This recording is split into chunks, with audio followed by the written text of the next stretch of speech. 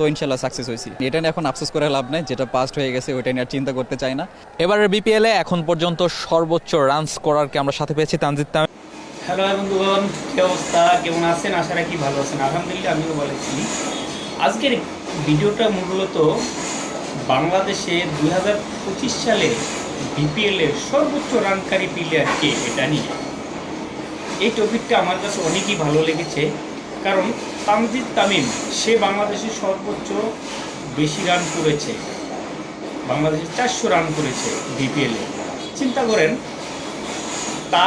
সে তো একজন junior player, তার চেয়ে বড় বড় প্লেয়ার রয়েছে, দেশি বিদেশি বহু প্লেয়ার রয়েছে বড় বড়, কিন্তু তার ভিতরে সে সর্বোচ্চ রান করেছে। আর এই সর্বোচ্চ রানকারী প্লেয়ারটা রয়েছে মেগাস্টার শাকিব খানের ঢাকা ক্যাপিটালসে।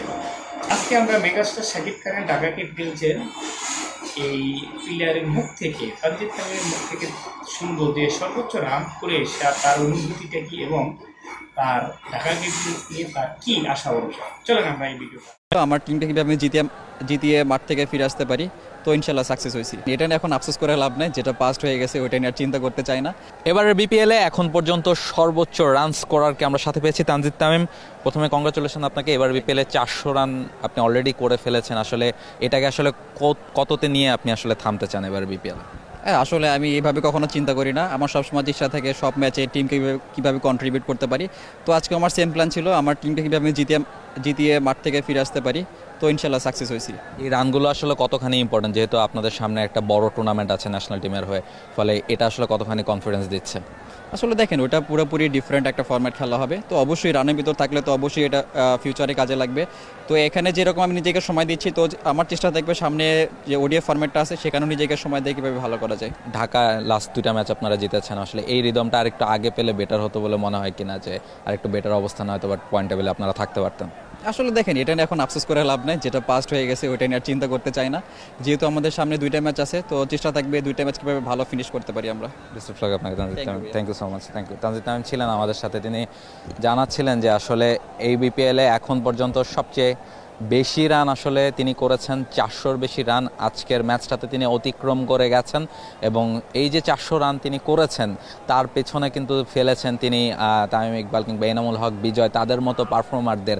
এবং এই যে রানগুলো তিনি করছেন, সেটার আত্মবিশ্বাস হয়তো বা ফেব্রুয়ারিতে যে চ্যাম্পিয়ন্স ট্রফি বাংলাদেশের হয়ে যেখানে তিনি খেলবেন, যেখানে বাংলাদেশের হয়ে ওপেন করার কথা তার, সেই জায়গাটাতেও নিশ্চয়ই আত্মবিশ্বাস তাকে যোগাবে। যদিও ভিন্ন ফরম্যাটের ক্রিকেট, টি-20, ওয়ানডে, তবে রান করলে যে আত্মবিশ্বাসটা থাকে প্লেয়ারদের মাঝে, সেটার কথাই তিনি বলছিলেন। এবং টিমের ব্যাপারটা নিয়ে খুব বেশি আফসোস তিনি করতে চান না, যেহেতু অলরেডি টুর্নামেন্টের অনেক বড় একটা সময় কেটে গেছে, ফলে আসলে পয়েন্ট টেবিলেরও খুব একটা সুবিধাজনক অবস্থানে ঢাকা ক্যাপিটালস নেই।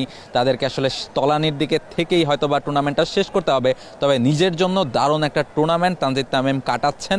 তিনি হয়তোবা এই বিপিএলের সর্বোচ্চ রান স্কোরার হিসেবে বিপিএলটা শেষ করতে পারবেন, তেমন একটা রেসেই তিনি আছেন। অবশেষে তিনি যদি শেষ পর্যন্ত রানে থাকেন, সেটা আসলে আলটিমেটলি বাংলাদেশ ক্রিকেটের জন্যই মঙ্গল, কারণ একটা মাস পরে তাকে চ্যাম্পিয়ন্স ট্রফিতে খেলতে হবে লাল সবুজের জার্সি গায়ে। ভাই ব্রাদার, তানজিদ তামিম জানালেন যে